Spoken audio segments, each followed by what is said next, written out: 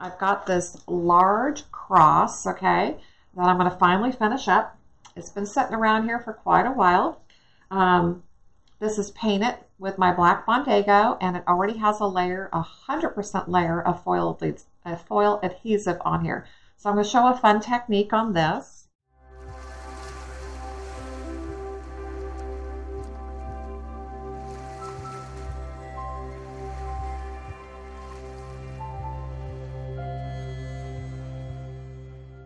I'm going to get started, even though there's some other things I need to talk to you guys about that are important. Actually, I think I'll use my dirty overlay and a clean overlay. That's what we're going to do. So I'm going to make this stencil even less used, okay? Bondago. This is my base coat that I've used. It's on the cross, 100% coverage, one coat. This stuff is awesome. If you have not tried it yet, you will absolutely love it. It is a paint and primer in one and adheres to just about everything. So that is like my first coat that I will put down. If I don't know what color I'm going to use, or it's just a great universal color underneath 95% of the foils, okay? I also have already put on our foil adhesive, which is this huge bucket here that I brushed onto the surface, so I'm completely sticky. And our foil adhesive never ever dries beyond a firm tack. And I put this on super thin, you guys, so I'm hoping this really works because I can see some spots that are just really thin. I was wanting to kind of test my theory about thinner applications, okay, and see if this works. This is my magenta foil, and I'm going to cut this in some smaller sections because when doing this technique, you got to make sure that you're staying within your stencil, okay? If you go outside of the stencil, you will transfer anywhere because the foil adhesive is dried to its firm tack, and no matter what foil I put on here, it will adhere, okay? It will transfer. So I'm going to use a stencil. I'm going to stencil in those 3 flowers using my foil, and be careful that your foil is only going over the openings, okay? Because if you go over the edge of the foil or over the edge of the stencil, it will attach somewhere out here in that area. So you have to be careful when you're doing this. But I'm just going to put my little pieces over those openings so that I can just foil in the flowers. So I'm going to use the toothbrush method here because we've got small little openings. Put the foil over whichever openings I want, but realize this entire thing is sticky. So your stencil is going to even want to really stick well too. Okay, so let's see how well, ooh, that's transferring gorgeous, you guys. Woohoo! Okay, look how nice and clean even the foil is starting to come out, okay? And this is where it's kind of tricky, okay? It wants to stick everywhere. Now, I'm going to suggest if you're doing this with a multi-overlaid stencil like this one is, that you do overlay 1 and then immediately do overlay 2 so that you know what flower shapes line up, okay? Because if I just put a whole bunch of flowers on here, I'm not going to know which ones they are and how the leaves should be lining up. So that's the magenta that I'm using for the flowers. And I'm going to also use, this is gemstone teal. This is one of our newest colors. Oh, and both of these colors are in our April collection for the Foil Club.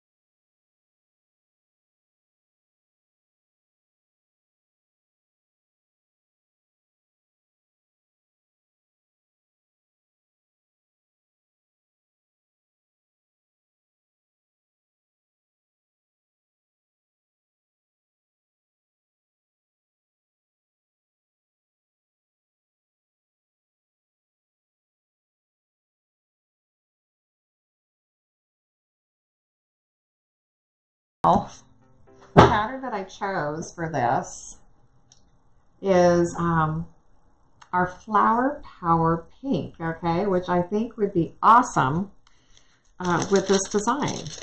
So I wanted something that looked very spring, okay, and let's cut a piece that we think is tall enough, and we're going to have to piece, I'm sure, because I don't think this, I think my cross is bigger than the foil. So let's go as far one way as we can, okay, and then I have to come back here and piece this section. So let's rub it on and get it onto our full shape. Now, for those of you that are new, okay, and you've never pieced before, this is a great technique, okay, to learn, because I'm not going to push all the way out on that perfect cut line, because I don't want that line to come through on my foil, okay? So if you transfer all the way out to that edge, you would have a perfect line. So I'm going to go short of that edge and then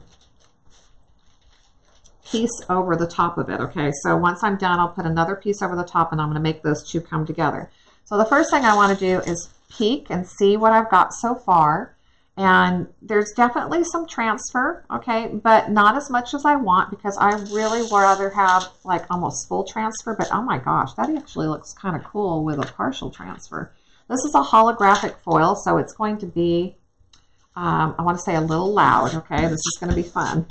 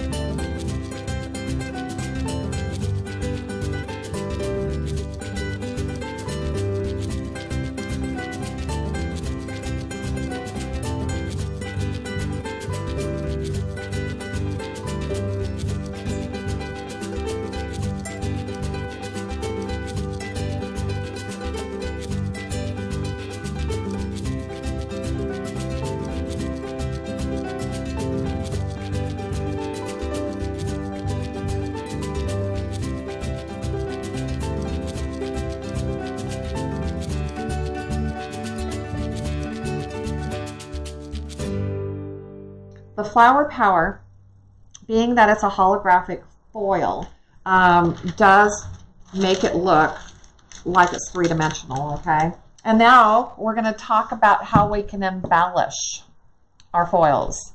So once you finish a project, you don't have to be done. There's always more that we can add.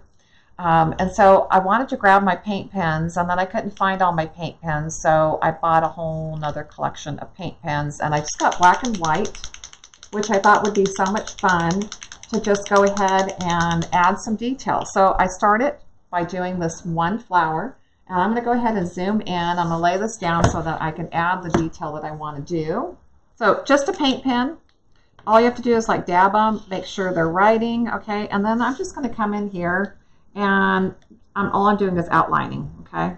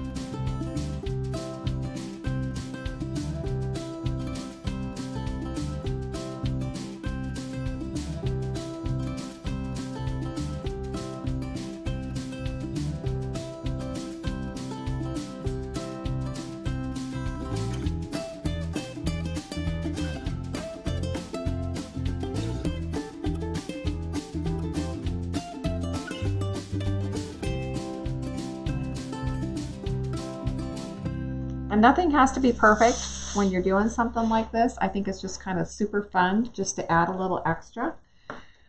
Okay, so my black paint. Where did my black paint go? Right here in front of me. Okay, black paint. Okay, so this is just an acrylic paint. I use Deco Art Americana's acrylics. This is black that I'm using. And then I'm going to grab what is referred to as an embossing tool. So there's a big ball on one end and a small ball on the other end. And these are used for different projects. So they're not just one or designed for one technique. They're also, I used to use them many, many years ago when we would have brass stencils and a cardstock, and we'd actually emboss the design on the paper. And since then, I've been using a lot of them for what I call la-di-da dots. Okay, so I'm just picking up some paint on the big ball and dropping it into the center of the flowers. And then you can also drop it into the outside of the flowers and just kind of give everything a little extra detail. And this is going to dry raised, okay, so it's going to give you a little raised dot. And I just say it's just additional character, okay? It's just going to be something fun.